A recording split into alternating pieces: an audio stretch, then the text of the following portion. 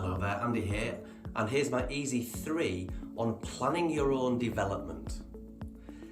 I felt when I was asked to do this video, the easiest thing for me to do was to share an example where I've tackled something that I never thought in a month of Sundays I could, but ended up with a product or an outcome that I wanted, albeit with some things that I would love to have changed because I learnt along the way. So what I did when I owned one of my previous houses is I decided we wanted a conservatory. It would be the best thing for my family, but the cost was exclusive unless I built it myself. So let's go through my easy 3 on how I developed myself to build a conservatory on the back of my house. So the first of my easy 3 is you must have an end in mind, and I mean a visual, if you can, picture of the outcome of your development. I didn't see it as developing myself. I saw it as needing a conservatory on the back of my house. So it was very simple for me to walk into the garden and look at the property and start to visualise the sides, the front, the door, the roof. I could see it there. And what my brain was doing was seeing no conservatory, and therefore there was a gap. So I created the vision of the current situation before I developed myself and the end goal post-development. So you can look at this in a different way. Let's say I want to develop my presentation skills. We get asked for that a lot.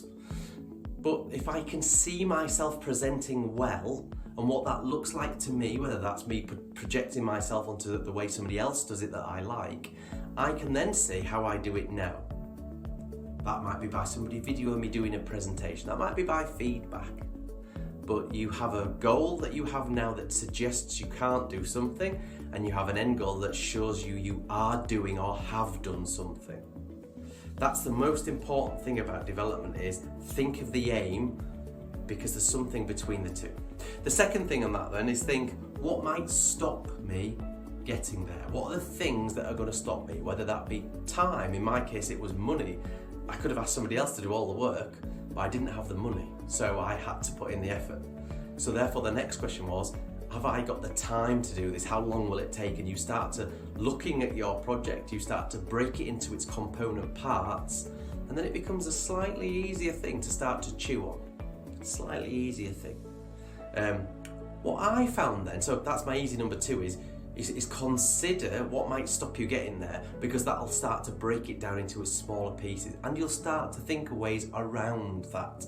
They're not the things that'll stop you. What you're doing is you're positively planning to overcome those things, because you've seen the end goal and you're thinking, how will I achieve it?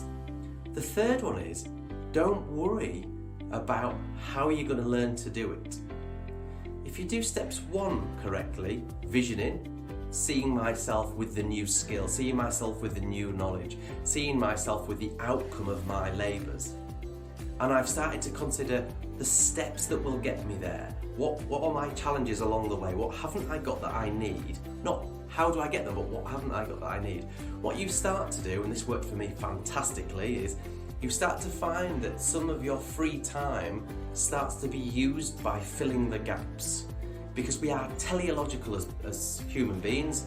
Once we have an aim, we fire ourselves along the route to get there.